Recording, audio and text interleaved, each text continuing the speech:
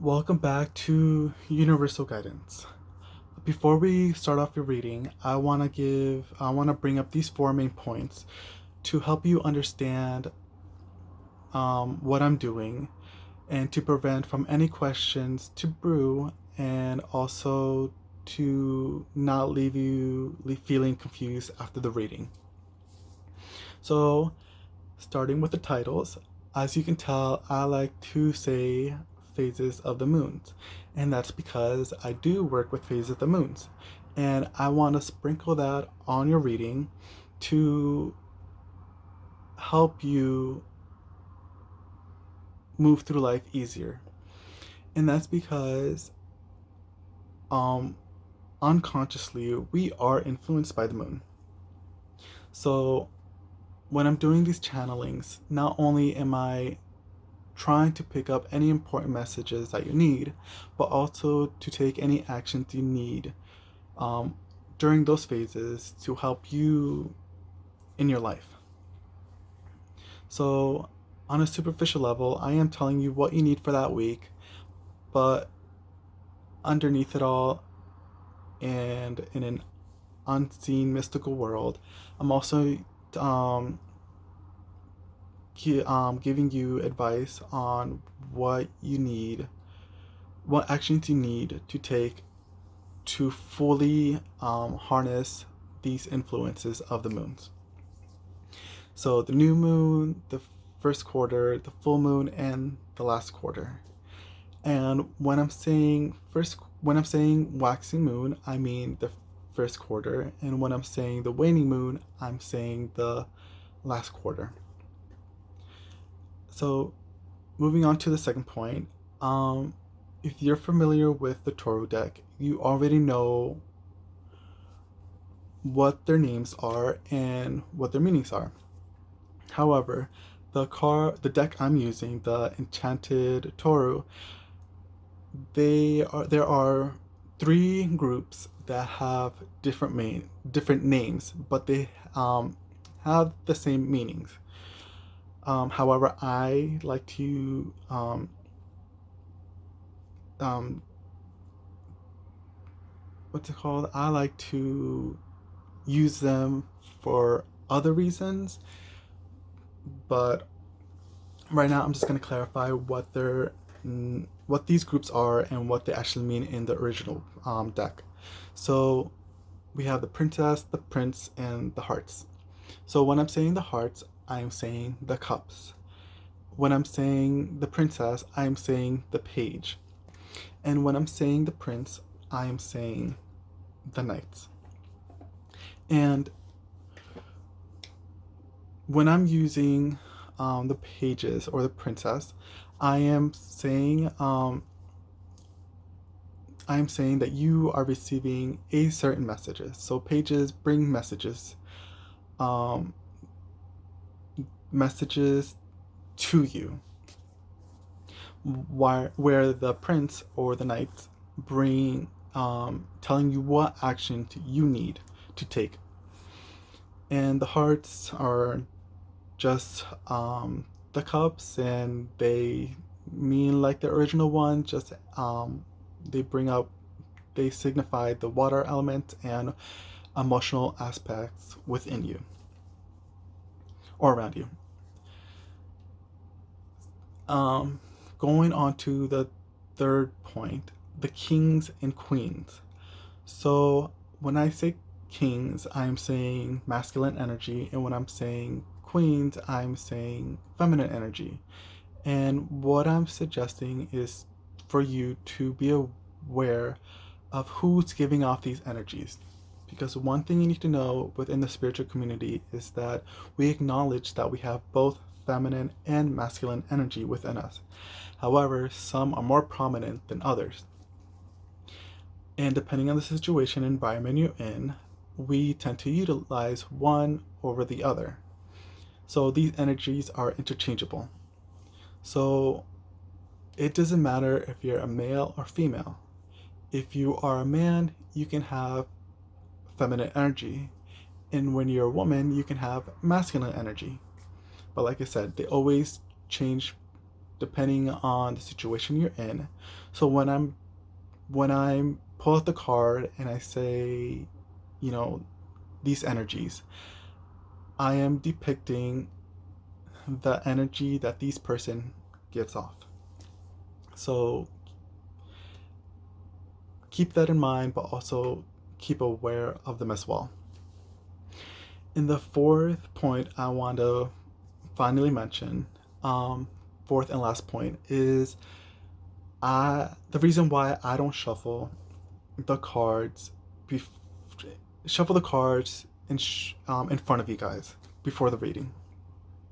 And the main reason is I am saving myself from the embarrassment of how I look and how I sound when I'm doing these. I've recorded before and I look so silly, and I didn't, yeah, and personally, I find it embarrassing. So, and the reason why I want to bring this up is because within the Toro community, we they have informed a lot of their readers that there are people out there that like to shuffle or pre-shuffle their deck and have things already prearranged just so they can be misled or give off information to manipulate whatever. But that's in very few cases. But overall, other readers, they know what they're doing, and some of them are comfortable with that. Some of them are very quick to pick up their the reading seat that their audience needs. Um, However, I'm not that way. Some take longer, and yeah, and I'm don't want to show you guys that. So yes, so bringing up all the points. Hopefully they're helpful and answer all the questions that you need for your readings, and enjoy. And let's get into it. Hey Scorpios, welcome to your waxing moon reading, and this a reading are for those who have their sun and or ascendant in Scorpio. So when I was first shuffling, I got the Seven of Wands that came out, and I usually don't do like a general reading, but when it comes out like that, I interpret it as so. And I feel like you are, what's the word, wholeheartedly trying to defend something. So let's see what that is.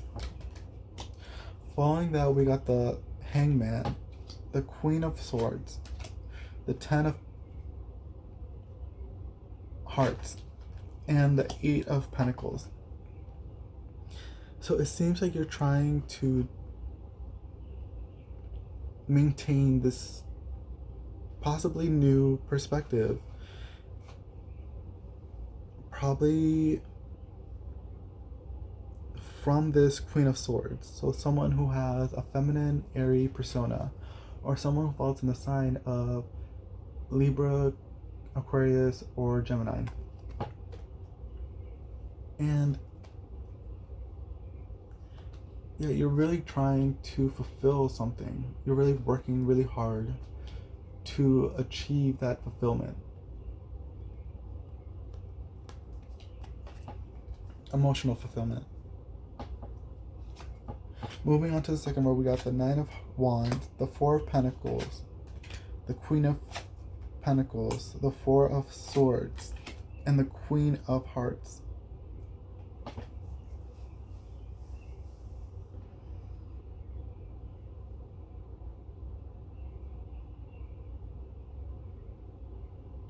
Yeah, so you're really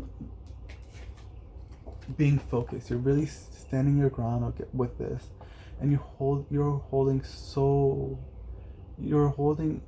again what you're holding it within yourself very closely. And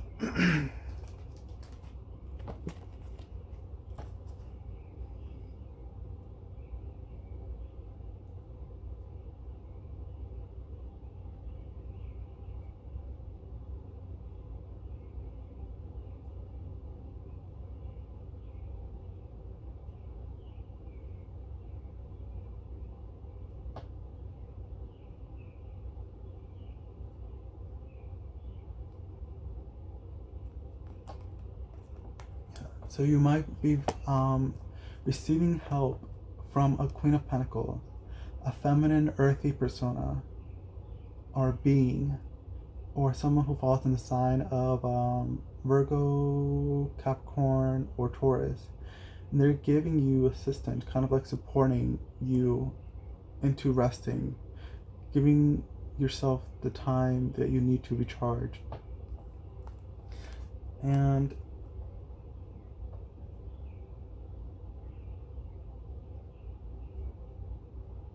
I don't know why, but this Queen of Heart, someone who has a feminine, watery, someone who is a feminine, watery being, or someone who falls in the sign of Pisces, Scorpio, or Cancer.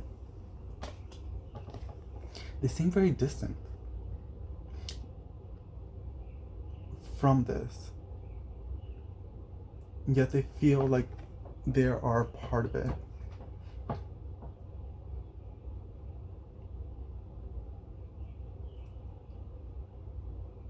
It's like they're there, but not really. I don't know, and it feels like there's like a long road to get there. Maybe this is you. Maybe this is where you're trying to reach. This is where you're trying to be. Or maybe this is the new perspective you're trying to be. You're trying to be someone who's very compassionate and very empathetic and very loving. But it just feels like a long, or that's a road you're trying to take.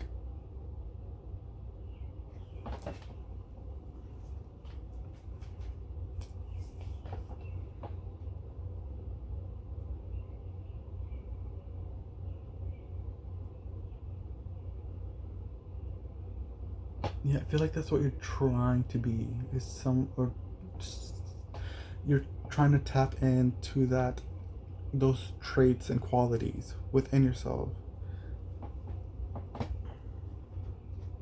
And maybe it is towards this Queen of Hearts. Maybe there's something you need to be more compassionate and very forgiving.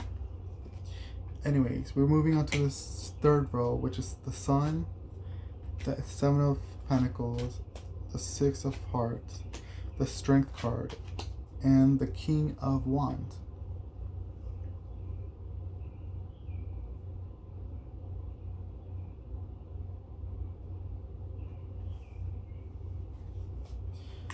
So yeah, you are, as hard as you're trying to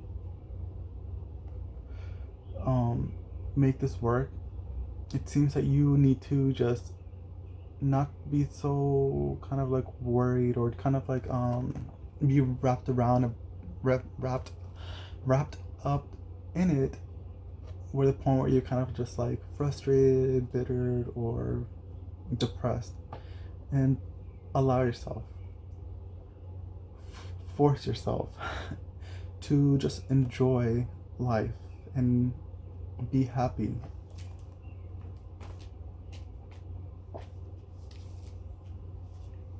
And maybe go in, look to your past for this masculine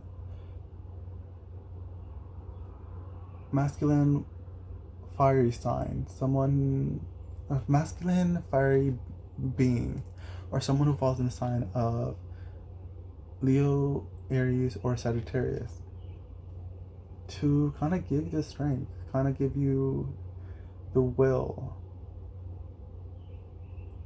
to continue on pursuing this Queen of Hearts, or what is it, to maintain that perspective you're trying to maintain or change.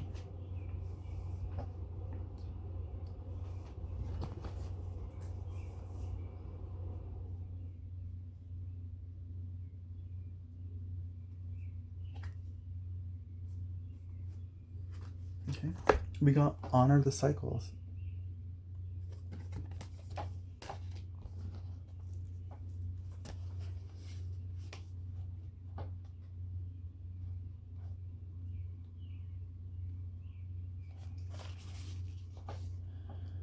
The dance of this cosmos, of the cosmos, is cyclical.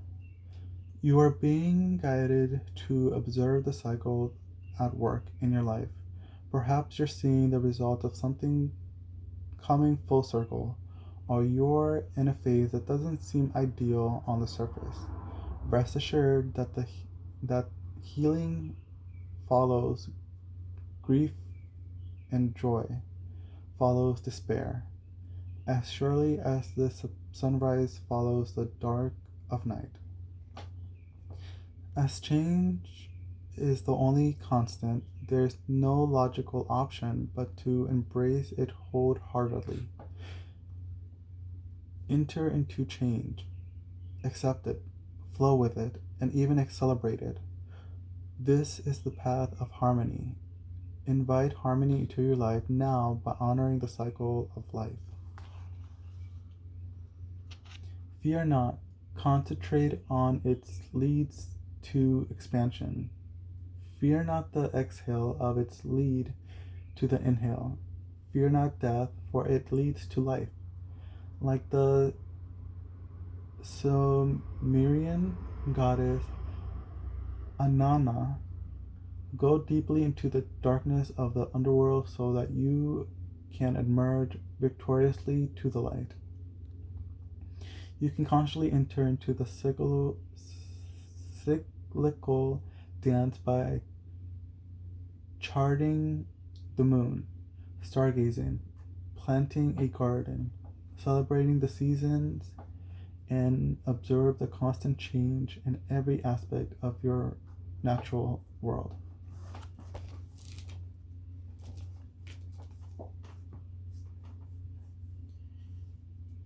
Yeah, so with this rest, you probably do need it, or you are in a state of rest, and don't try so hard to fight it. As much as you want to work on this, which is great, you need to kind of experience life to gain life, if you know what I mean. Like, you have this idea, you have this ideal that you want to work with, and you can't just sit there and just, concentrate all your life and energy into it, which is great. But sometimes you need to apply those in your life, apply those actions, apply those thoughts and ideals into action so you can fully embody it spiritually. So you might be in the state of rest, which you need, but during that rest, don't be so wrapped up in what you don't have. And you probably don't have it, but like I said, like every light, there's a dark. With every dark, there's a light. So you might be in a dark state because you're trying really hard to do this, but don't wrap yourself around it where it will lead you to depression, and just live life. And yeah, just take the time to appreciate what you do have and experience it so you can be at this higher state of being that you want to be. So go with the flow, basically.